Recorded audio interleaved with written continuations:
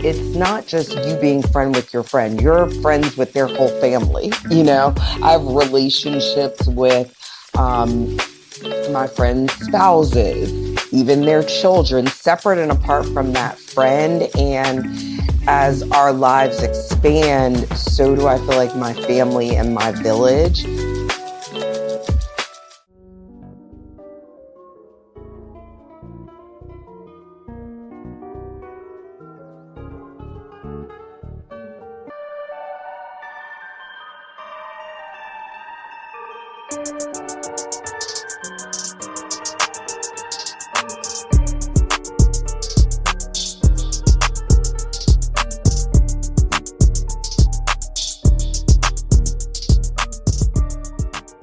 One of the things that I've been thinking a lot about lately is the way relationships have evolved over time, whether it's a friendship, it's a romantic relationship, familial relationships. Things shift over time as we get older, as we become more aware of who we are as people.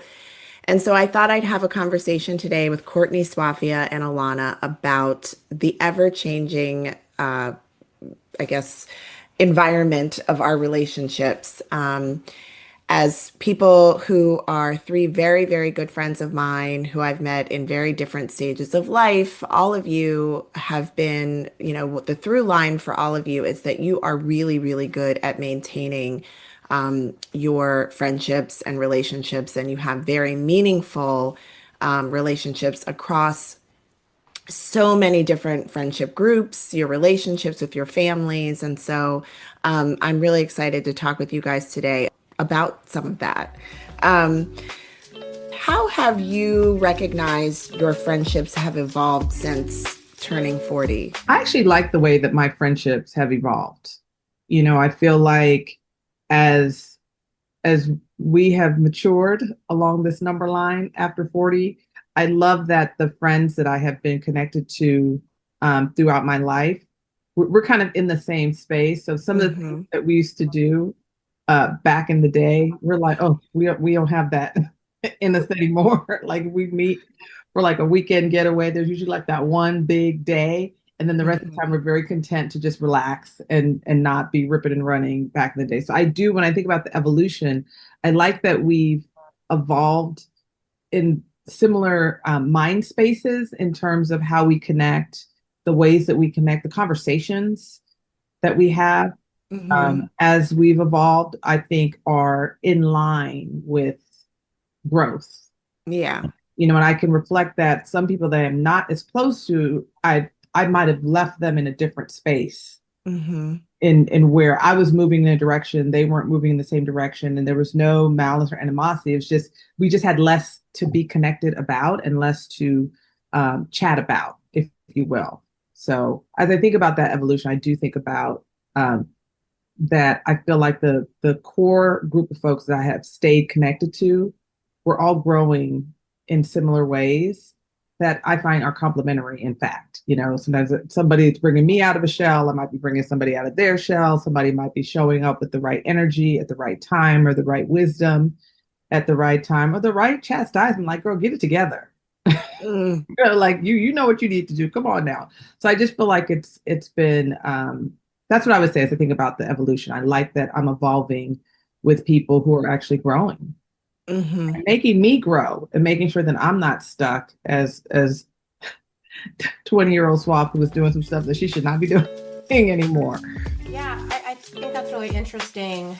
And Sophie, to your point, I think sometimes I've experienced the opposite, in which Mm, my friends and I are growing in directions that aren't necessarily the same, but mm, those are friendships and relationships that I really value. And I think that requires an intentionality. And an example I'll give is I have a good girlfriend who, you know, right around when I was turning 40, she was getting married and a year later having a baby. And I don't have kids. And so our lives look very differently now than they did when we were both single and,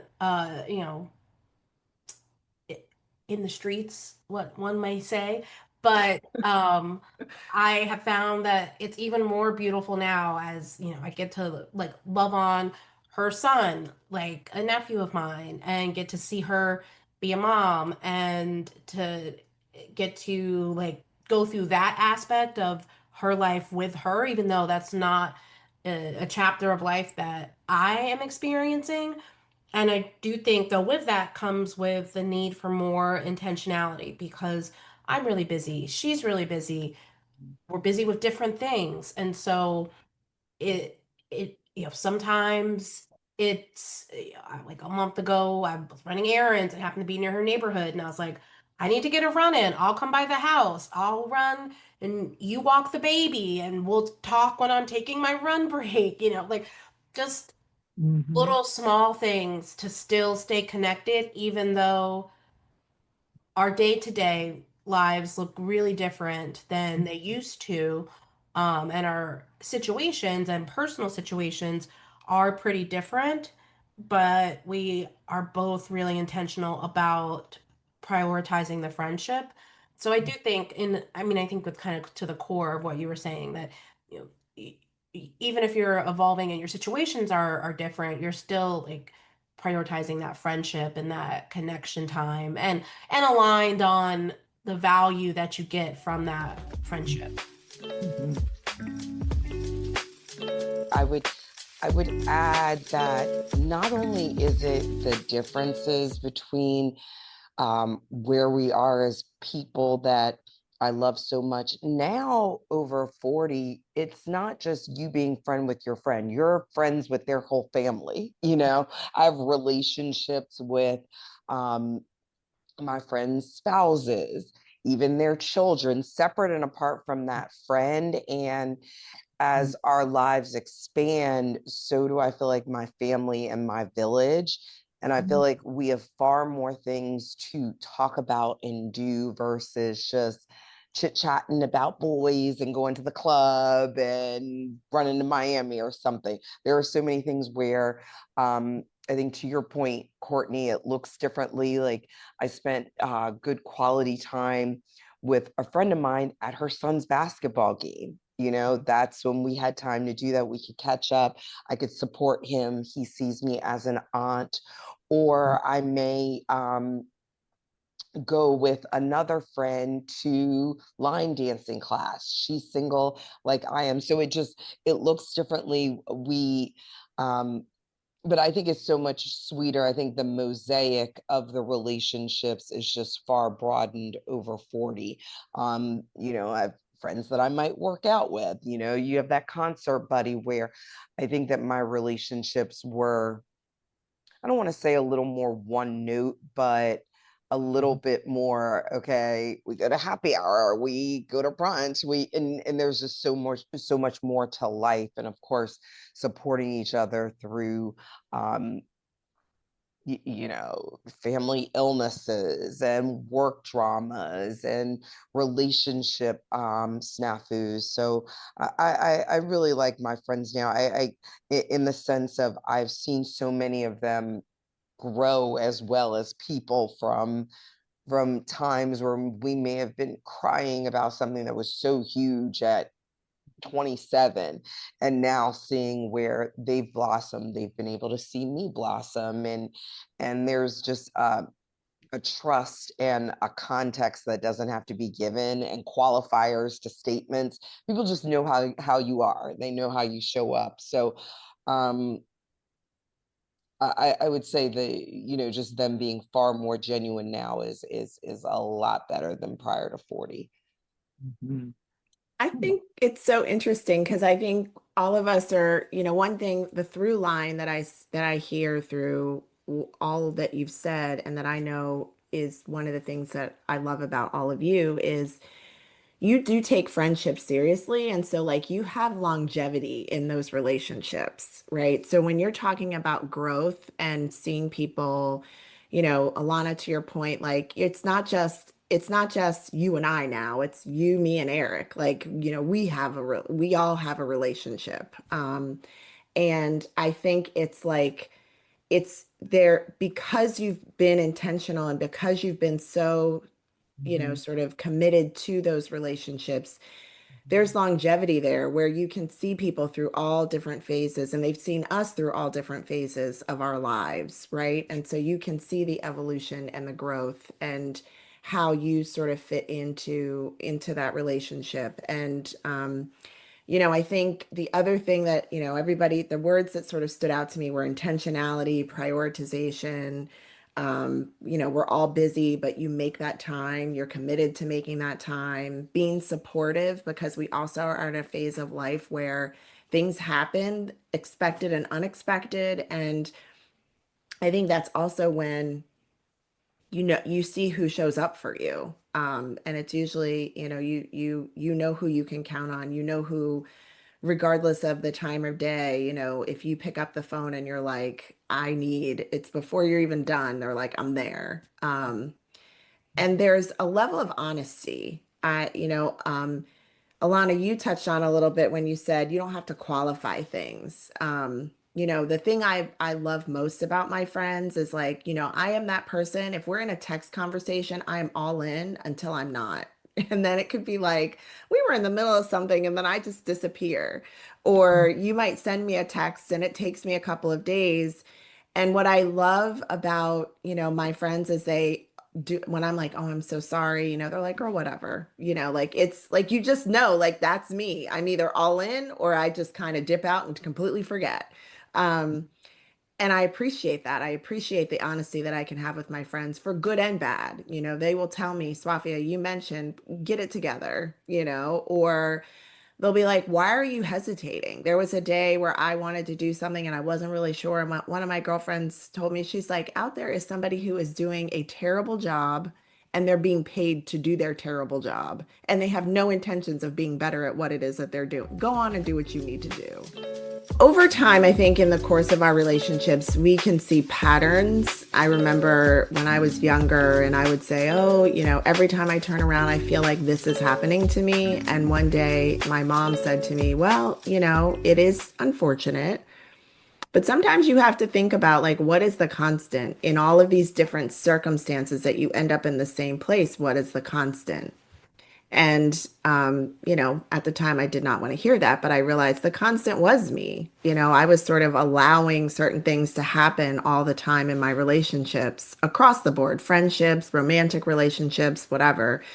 Um, and I was not very good at setting boundaries. And so, and being available for any and everyone, whether or not there was reciprocity there.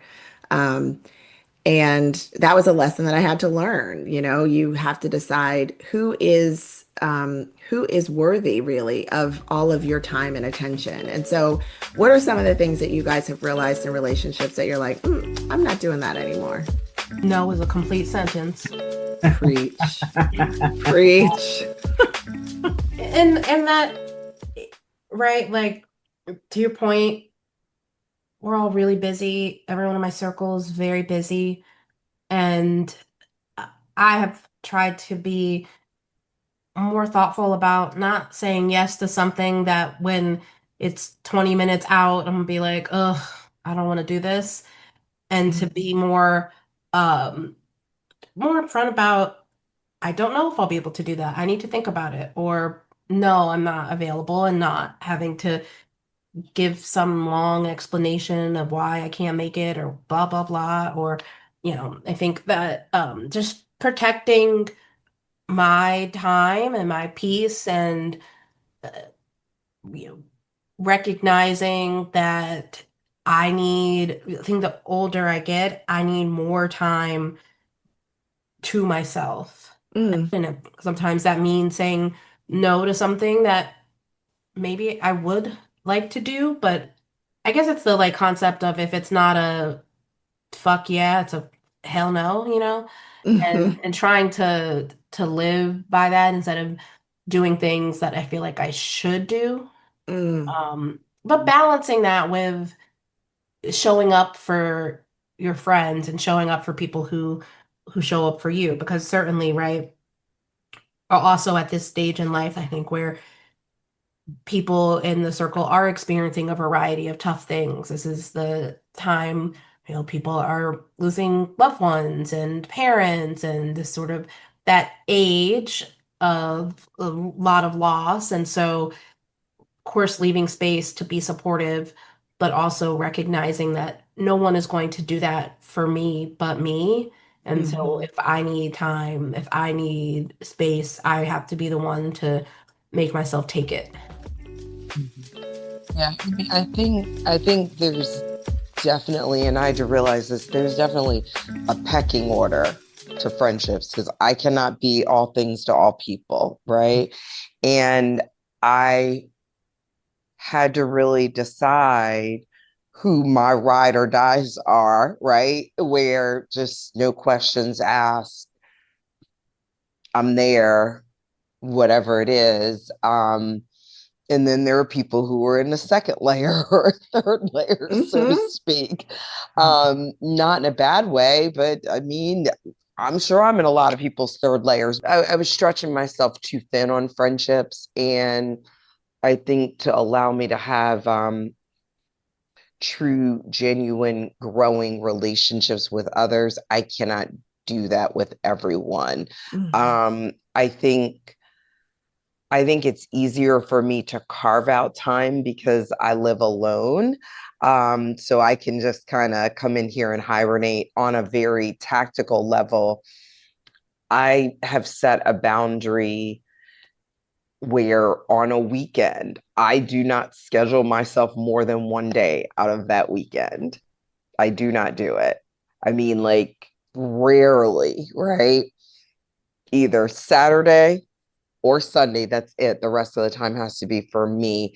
And then I think, that helps obviously fill my cup back up, right? So that I can be all these things to people. And, you know, to the point of just not wanting to do things that you don't want to do.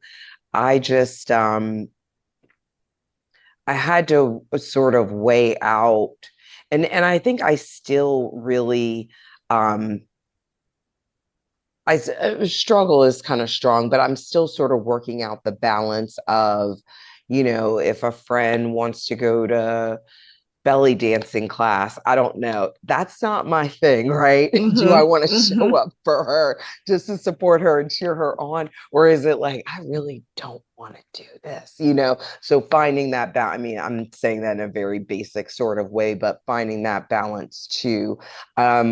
Because friendship and relationships, it cannot be all about me, right? I think someone said, it actually may have been you, Kia, about that sort of give and take in relationships. And hey, you know what, would that person go to belly dancing class for me? And really evaluating that. And that's helped me kind of analyze some of the choices that I've made in friendships. To make sure that I'm investing wisely. I think that that's what it is. I think too many of us don't look at that time as a true investment, and we don't have a lot of it. So anyway. No, that's so interesting. I'm listening to y'all. I'm thinking, like, for me, my journey is a little different because I have kids. Let me not call them that. I have young adults. Yes, you have grown men, but yes, that's a whole nother podcast, y'all. A whole other episode about paying your own bills. But anyway, it took me a while, and it happened around, I would say it happened around 40 for me to really define boundaries in my home. You know what I mean? Because as a mother and a wife, you're supposed to, we're trained. And I'm from the Caribbean, first generation American. So you get that ingrained in you socialization of even wanting to do it different than my mom did it, but just like, oh, you got to be these are your kids, they're only young ones. But there was no self-care. There was no boundaries for me. I was the only person in the house without a room to myself. Like, the boys had their own room. My husband had an office. I'm sharing a bathroom. I'm sharing a bedroom. The only thing I have to myself is a closet. I try to go in the closet and close the door. And so it took me a while. I read a whole book called Boundary Boss, like, to really be on a journey to take care of myself for myself in my home. I feel like it's easier with my friends because my friends are sort of dispersed across, the country, across the US, and I have friends in the Caribbean. So I have those friend groups, and when I'm present with them, I'm present with them. So it's not as challenging to sort of create boundaries there, right? But in this house, it became a thing, y'all. And so it really, it really took me a lot to practice the art of the graceful no that wasn't Hmm. a nasty no. Hmm. I mean, it's like, well, right now, mom is on a break for the next hour, and you can go and, it's like this once they're older too, it's not like toddlers, but Right. go and read a book, have some fun, do your homework, and I will check you in an hour. And I would just go in the room and close the door and lay in my bed, child, and just take a minute, and then eventually I claimed the whole room. We had a little guest room, Hmm. and that's now my Zen den. I got my yoga mat. I got all my stuff in there. And now they come in I'm like, why are y'all in here? It's so beautiful in here. I'm like, no, go over there. But it took me like, I don't know how long we lived in this house. And it's only literally been in the last 5 years. We moved here in 2002. And so just about 5 years ago, I now have a room for myself where I can close the door. So this idea of boundaries and saying no, it's so much easier for me to do that with my friends because they understand, they get it, they're cool, and to your point, Alana, like I might go belly dancing, so call me. That sounds really fun. But yeah, I love this idea that on this side of the number line, as I like to say, the age line, that I'm saying a nice no. I'm like, not today. I'm so no, mom, stop. Or even tell my girlfriend, this girl, I can only do one day. Do you want me Friday or Saturday? If I can't do all them days, and if I'm showing up tonight, I can't show up in the morning. So let me know where you need me to be. And I feel like I get a lot of grace and understanding. I give a lot of grace and understanding as well because we all have so many things happening in our lives. But it took me a while to really just be kind with my no. Because then Hmm. I'm gonna do that. Like, you don't need all of the energy and frustration that I feel. It's not your fault. It's just me having to put the right boundaries in place and just be peaceful and be okay with saying no. Because I feel like I was letting people down, when I was, saying no or not or showing up and maybe even not showing up and being 100% uh present or engaged or enthusiastic. I felt very resentful at times. And I realized, but that is not about them. That's about me and the choices that I'm making. So, but it took some time, but I'm happy on this side of the boundaries that I have established, especially in my own house, which has been so amazing and better for my relationships with my husband and my children. So, my young men. Swafia, it's funny. You said something that totally resounds with me or resounded for me. And Alana, you touched on it too. Like you can't be everything for everyone.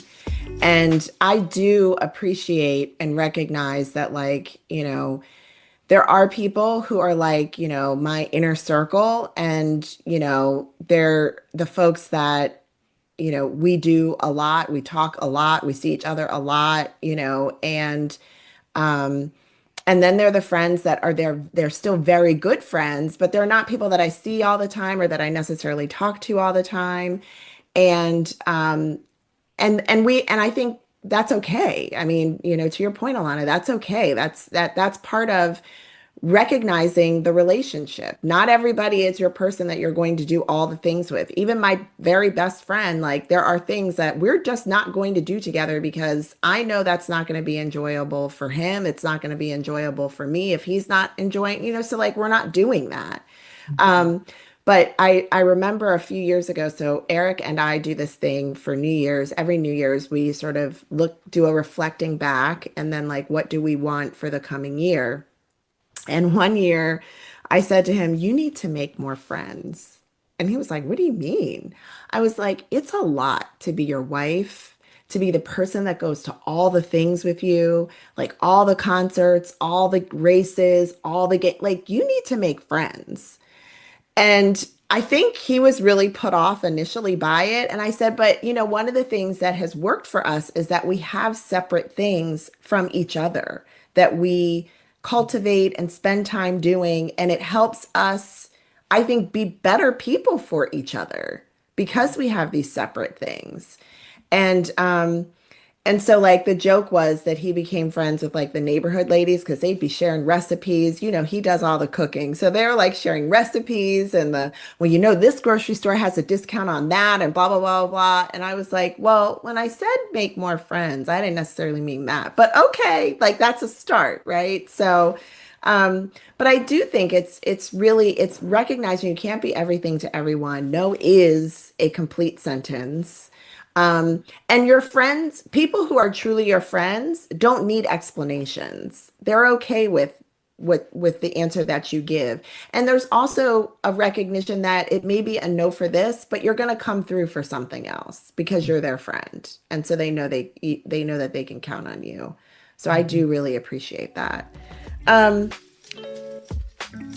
what does emotional safety look like? Because I think that's a key part in friendships, like feeling like you're in a space where you could just say no to someone, or that you can say no and be like, look, there are 3 days here. Which is the date that's most important to you that you want me to be there? And that it's not going to be a whole thing. Because like I'm past the stage in my life where I'm like arguing with anyone. Like I'm not doing that.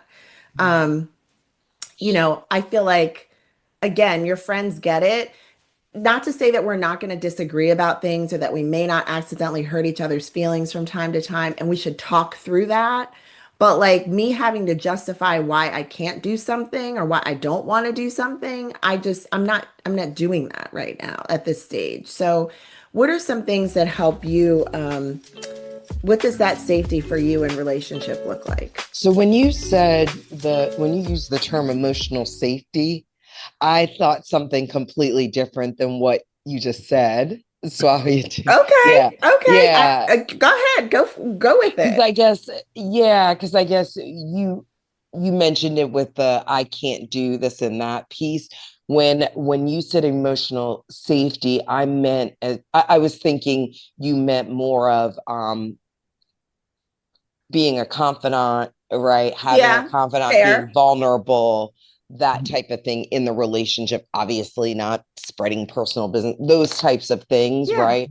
And when I think of emotional safety, I would say, it's good, honest, and always in love. And Mm. those things aren't necessarily always the outer girl lift you up conversations. It's sometimes like the come on now, all right, let me pull your coattail on this. Like, where, look, in that scenario, you got to take accountability for X or Y when, you go to a friend for advice and feeling like, you know what, they're not condemning me. They're not trying to Hmm. put me down. They want to do this in love. They're not a hater. They're not jealous. Like, that's true emotional safety to me, where that person wants the best for you. And with so many things that a lot of people are carrying,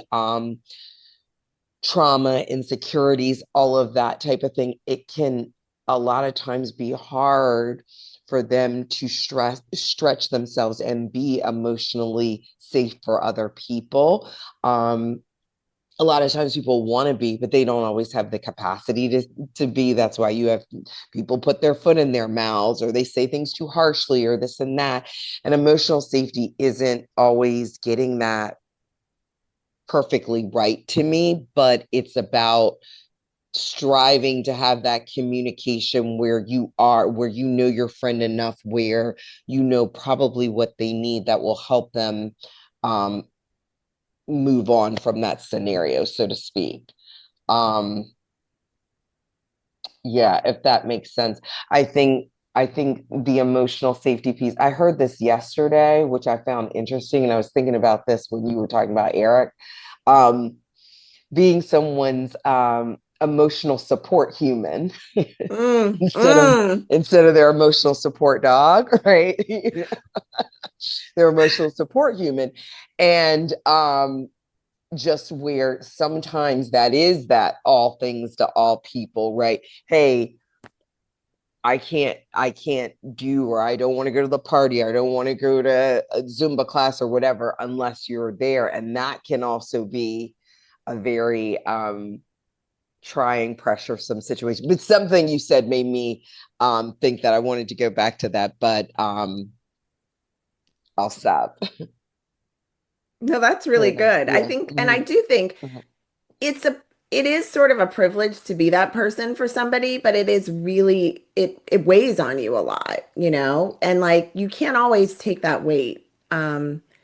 And I'm grateful when I can be that for someone. But, I also, for me, the emotional safety there is being able to say to them, like, I want to be here for you, but like recognizing this is the limit of my capacity right now because I've got a lot going on.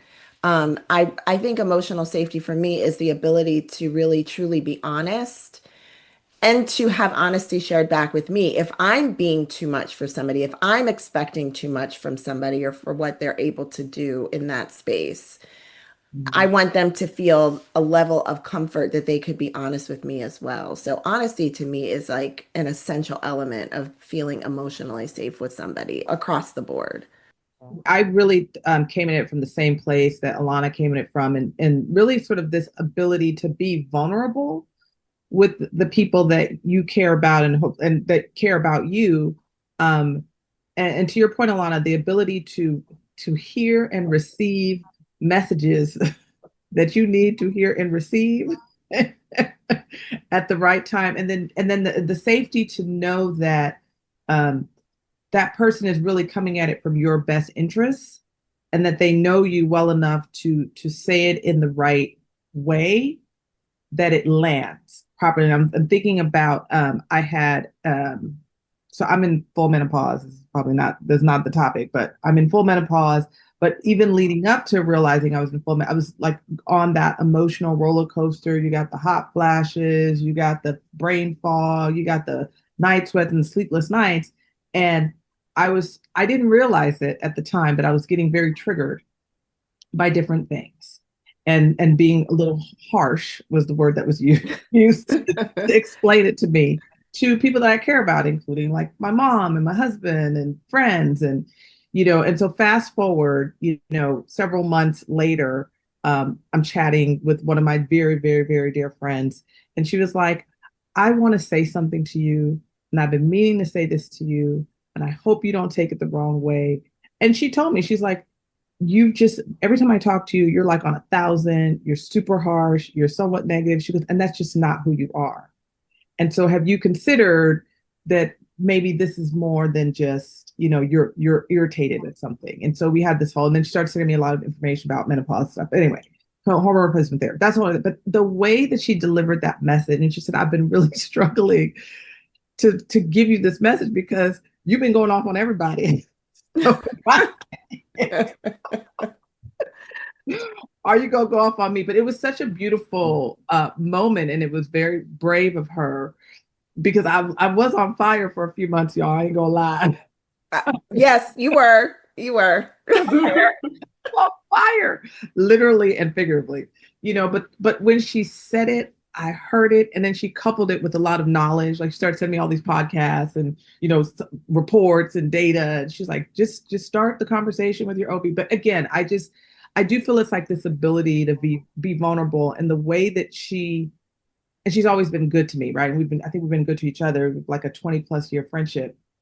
I think it's 30 plus years. Anyway, but I was in the right mindset to hear her and then follow up on the facts that Hmm. she was sharing with me to kind of create that connection to, oh, and then to be able to reflect, like, yeah, why was I so irritated? Like, that is like things have happened before and I don't react that way. So maybe there's something more that I need to explore. But I do think that vulnerability, which I think sometimes, for Black women is hard to be vulnerable. Yes. Um, because well, I'm easily more vulnerable with my friends, but because we're not supposed to be weak or perceived as weak, all the different stereotypes and tropes that we hear. But the fact that she was able to give me that message, and I was vulnerable enough and safe enough with her, frankly, to receive it and to know that she really had my best interest at heart, is to me, when you think about emotional safety, when you talk about, like, that's kind of where my mind goes, that I can be safe and I can uh, be vulnerable and I can be sad or crazy in the case I was acting a little out of character, um, and not feel like I was judged. Yeah. Right. Yeah. Mhm. That's what I was thinking about with when you said emotional safety, and then Alana, you really sort of validated a lot of that in the way you talked about it too. So thank you for that. I think that's really interesting. And Alana, when you were speaking, I started thinking about, I have this subset of women friends who are, roughly my age, single, no kids, or divorced, no kids, but the common thread is like not they don't have a romantic partner.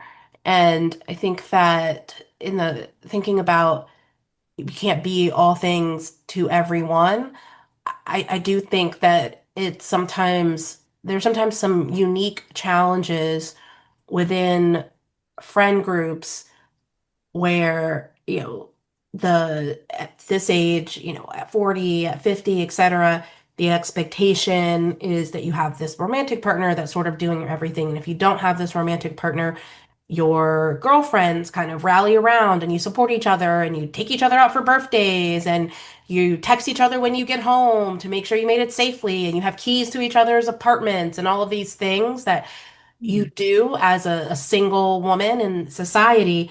But I do think that that can be challenging sometimes because you can't be everything to everyone. And so if you have this, sometimes I think there can almost be this expectation that your friends will be everything to you and sort of do everything and stand in that gap in ways that sometimes are just not feasible.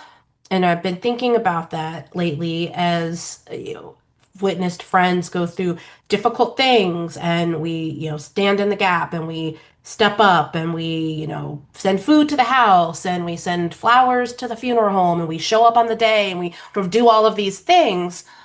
And it just makes me think about sort of how to both do that, how to receive that, but then also how to sort of structure your relationships in your lives so that you are, in fact, getting different things from different people. And, even Kia, thinking about what you said when you told Eric he needs to find some friends. Because you recognize that you can't be everything to him. And so what does that look like in a friendship? And then and tying that into the emotional safety or vulnerability piece of like recognizing that I can't be everything for you as a friend. I can support you through these various things, but the same way that you would tell your romantic partner, like, we obviously can't be everything to everyone. I do think sometimes in friendships, it feels like you are trying to be everything to that friend. And I think that that can be a delicate balance sometimes of, you know, being supportive, but recognizing that your friend and yourself has needs that this one friend can't service all of those. And so being intentional about recognizing that. I don't know if I articulated that well or if that makes sense. No, no, that was funny to me how you started off because I am like literally not that friend that wants to text when I got home, and I'm actually kind of there's like a little quiet battle with my bestie about find friends. I was just Okay. about to ask. I was like, do you let any of your friends track your location? So yeah, so I do. All right, but I will say this. My point overall is, and what I'm hearing from you on, particularly in single women friendships, is like really taking stock of like, am I exhausting? You know what I mean? Because Mm, you know what I mean? I think we all yeah, have to really think about that. Like, yes, are there times where, so and so might be going through some sort of challenge at work, so they need more of a listening ear. At the other time, this friend's child is messing up in school or something, so they need more of an ear. There are times back and forth where it's ebbs and flows, right, and it's not equal, but we all have people in our lives, hopefully we've started to deprioritize them, that are just literally exhausting, right? And I think, and I don't want to put words in your mouth, but think it sounded like, and what I kind of took what you were saying, Courtney, too, is that just because we are single women, there are boundaries to that. Like, we are not an unhealthy, I guess, place to be is replacement for partners and spouses, right. right? And I get that. I guess, I have a friend, just on sort of a funny note, where if we could go to dinner, I could be over at her house, whatever. She wants me to text her when I get home, right? And it's because I will do it, but when you ask me to do it, I feel controlled. I know it's my little toxic trait, but I feel Alana, is controlled. that And me? that, Because I no, know it's you know I always uh-uh. do that. It's not you. It's not Oh, you at all. okay. It's not you at all. But this one woman, and she does this now. It's sort of a funny thing. She does it to ignore me. She'll say, "Okay, you should be home in about 48 minutes, and I'm going to call you at 12:30." And I'm like, you do realize that I walk around planet Earth like without you knowing on times that we are not together and I'm perfectly fine, right? And we have this tug on that because she's like, I care about you. I want you to know, people care about your well-being and blah, blah, blah. And my thing with her is, how do you know I'm going home? How do you know I'm going Mm, home? mm. I mean, not even but just, No, totally. how do you know Yeah. I'm going home? I've never So thought about it in that way, Alana. Thank you for raising that because I'm good for being like, let me know when you make it home. And I've never thought, so I will definitely think twice about when I say that to people now. I Like, mean, it's and now not we're going to ask, are you going home or are you going somewhere else? Oh. I guess it just depends. I guess maybe that's a boundary thing too, because it's coming from a place of, hey, I'm concerned, right? Yeah. Absolutely. 1000% is coming from a caring, deep place. But I don't know why. Sometimes when my feet hit that door, I don't feel like home, thank you, whatever. The find friends thing. So a friend of mine we were on a trip together, and we turned on Find Friends. Fine, we're in another country, it's cool. um I had forgotten to turn it off, like when we got back, sharing my location. And about a month later, I saw that person. I said, yeah, I said, I forgot to turn off my location, you're still sharing yours. And that friend was like, yeah, no, I knew you were still sharing it, I wasn't planning on telling you. I was like, what do you mean?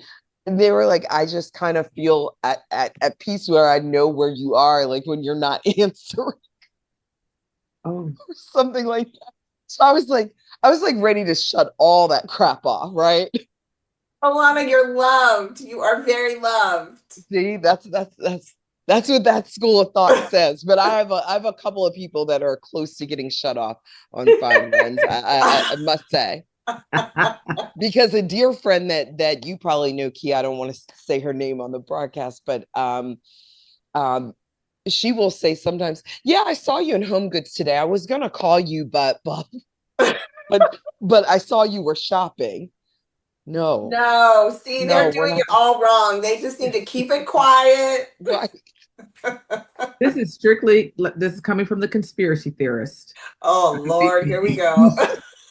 Too much murder TV, as my husband would say. Turn that off and watch something else.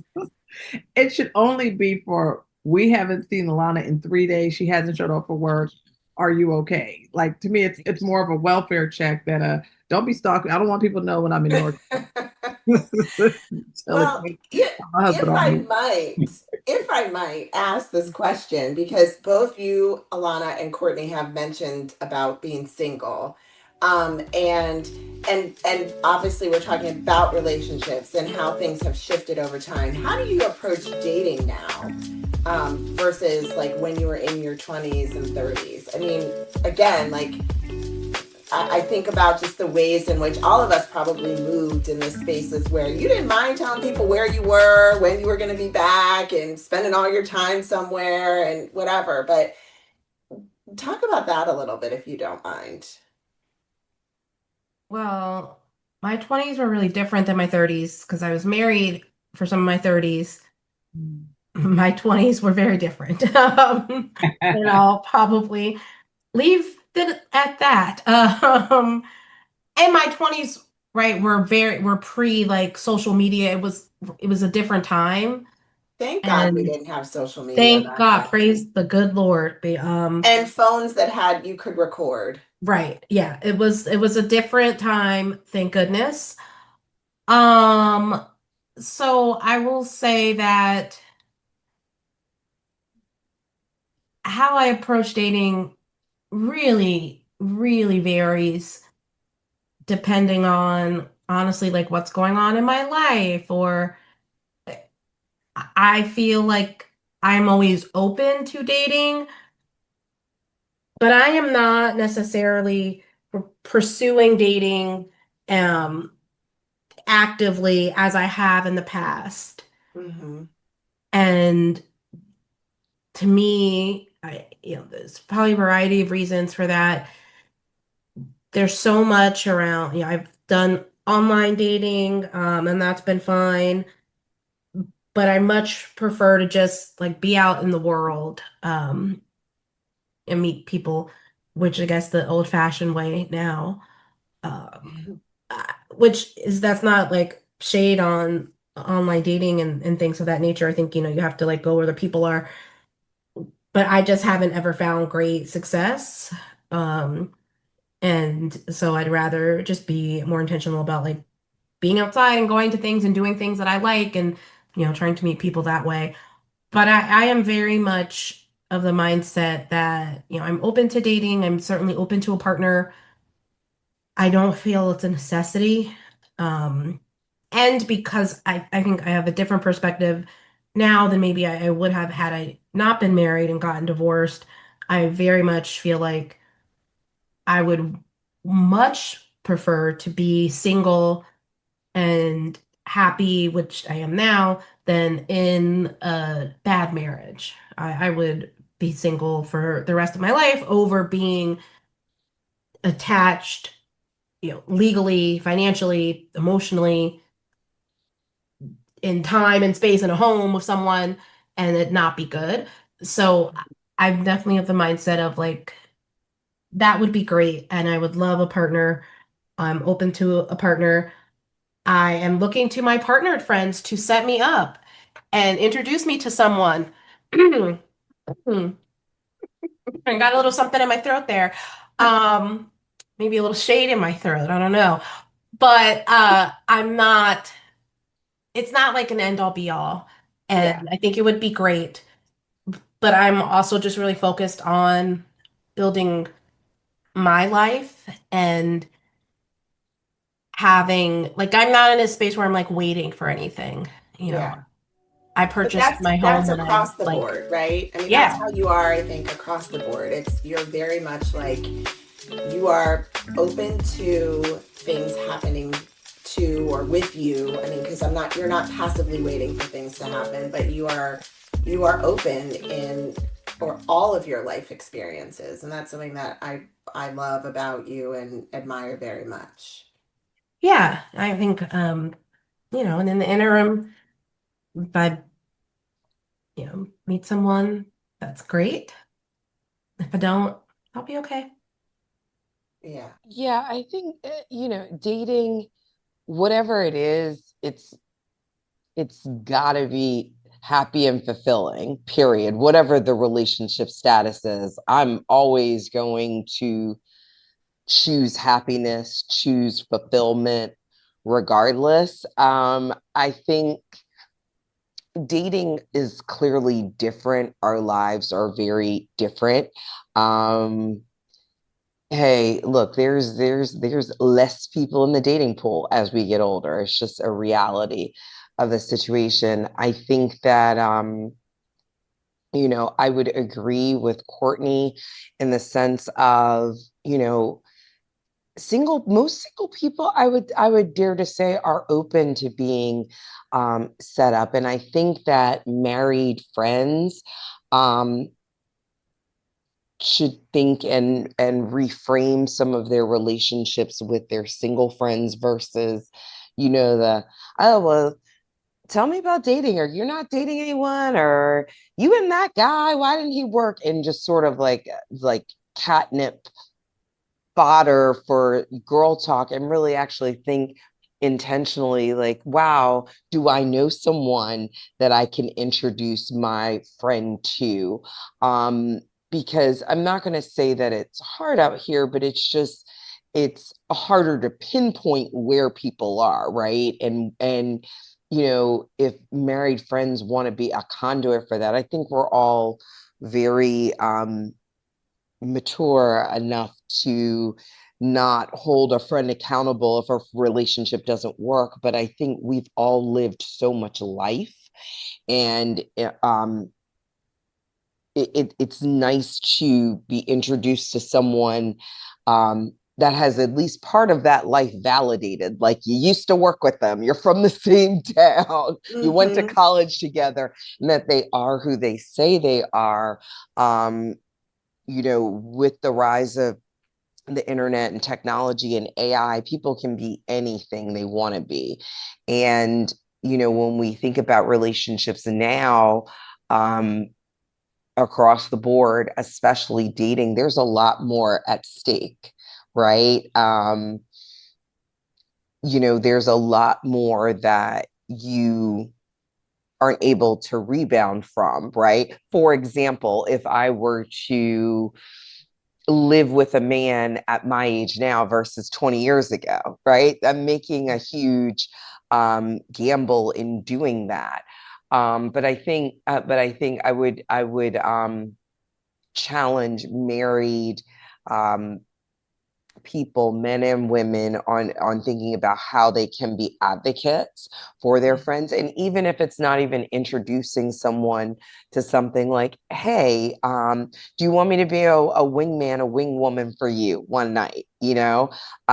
Single people need those types of supports. And even on a small level, hey, I know you're probably having microwave popcorn and a glass of wine. Why don't you come over and have dinner with my family just on a random Tuesday night, just because a lot of times we are the aunties, the emergency contacts on school lists and all of that. We need to be poured into, if we're talking, just sort of multifaceted relationships. But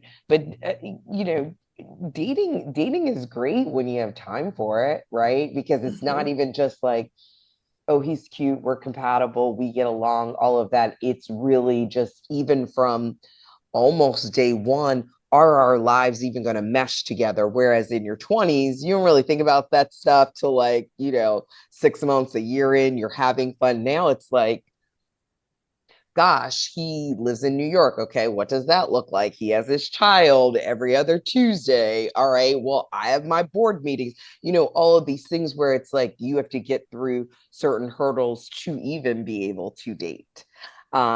Because everyone needs their rest, everybody's doing this and that, everybody's jobs are what they are, careers, side hustles, all of that. So that can be a challenging thing. But I think that that support from community makes that dating pool and sort of the landscape to dating a little bit easier. Well, thank you. Thank you for sharing that. And I know, I think I try to be really, I am always cautious about who I would even think to fix my friends up with, because sometimes I do worry about the whole, and if it doesn't work out, and I know, like, you wouldn't hold it against me or whatever, but I also am very cautious because I guess I'm also protective of my friends. And I want to, and I think about, I probably overthink it, but I am cautious about my friends. But I always say I'm happy to be a wing woman. I'm always ready to go out and hang out. So, and try something new. I'll go to a Zumba class with you. Courtney had me about to die in LA a couple years ago running this hill that I was like, I see the end God, of my life. we gotta let LA go. No, we can't. Gotta let it go. I almost died. And you almost killed me in Pure Bar. Fair. Okay, that was payback. No, I'm kidding. But no, I do. And Alana, you mentioned something that I think, while I am married, I do not have children. And I think there is a little bit in there where people make a lot of assumptions about sort of our status because, whether you're single with no children or, married with no children, there's this assumption that we're just like living it up and doing all the things and we have all this time. And the reality of it is, it's like there are other things that we now use with our time. And just because we don't have kids, it doesn't mean that we have all kinds of free time, or that we can always be the people that, we're on the kid pickup list, right? Like we have things too. And I don't mind doing all of those things, but I don't want it to, I never want people to be under the assumption that because I don't have children, that somehow, life is just all these things. Yes, there are some freedoms that I experience that others with kids don't, but I also have like a very full life of things that I'm committed to. And so, I think we kind of share this assumption by others. The grass always seems greener, right, when you're not in it. And so I think that's something that I really try to be um, careful with. Okay, so overall, what is one relationship lesson that you've each had to learn in midlife? I would say the importance of and the power of clarity and not making assumptions. Um, I'm thinking about this kind of from a romantic standpoint, but I think it's across the board. Just being very clear about intentions and about how I'm perceiving things, how something made me feel, not assuming that something that may have been upsetting or hurtful, or if I'm feeling some kind of way about it, not assuming that the other person has any clue, and remembering that everyone is busy with their own stuff. My lesson, and I would say I've been practicing it maybe for the past decade or so, is really the power of now. And just when I think about someone, when a memory, you're good at this too, Kia. Like sometimes a memory will pop up and you'll send a pic, girl, look at us. It's like another podcast. That's like the only thing I think is great about Facebook is the memories. Another episode on that. But this idea that, we don't wait for like a birthday or an anniversary. Like if somebody really runs across my mind, right, or run across a picture and like, iPhones are good about like memories. I'm like, oh, so just reaching out with like a text or a GIF or just pick up the phone and call. Yeah, so mine's okay. Is being in constant reevaluation mode and going where I'm uplifted and celebrated, and making sure that the relationship and friendship is still serving me in a positive way. I can think of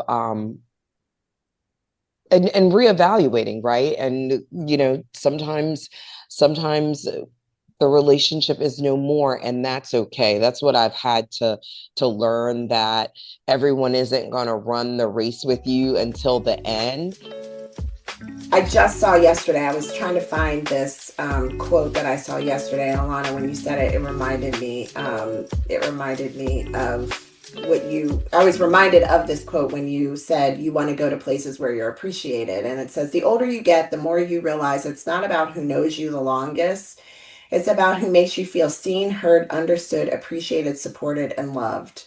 And I think that is something where for me, honesty is the thing that I have learned, that I am relearning in relationships. And that can sometimes be the honesty that's heartbreaking.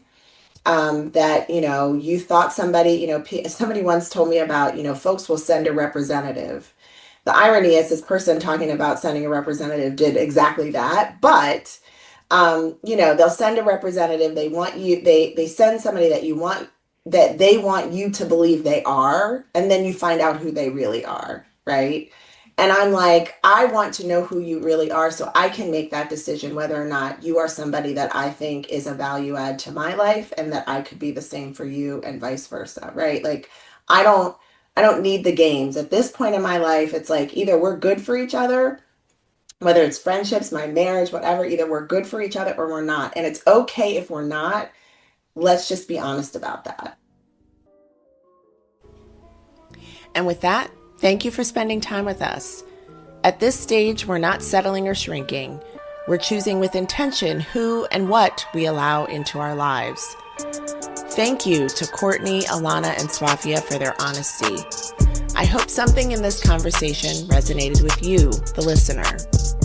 It's hard to believe that an idea sparked over happy hour has brought us 5 episodes of The Invisibles. I'm truly grateful to have you all on this journey, and it's been an incredible ride. And there's still more to come.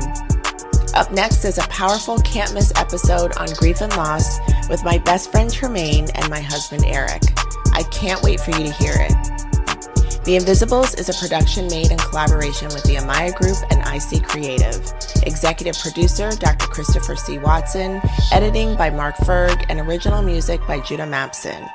And our deepest gratitude to our incredible guests for always showing up with such openness, tenderness, and truth.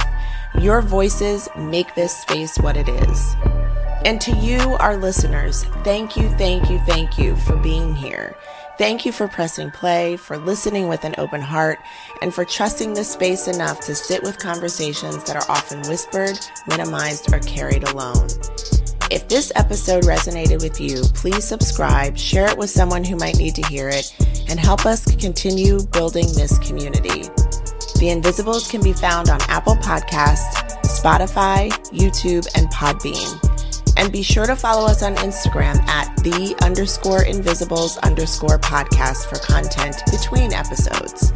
Until next time, be gentle with yourself, stay curious, keep asking the hard questions, and remember, you are seen, you are valued, and you are not invisible.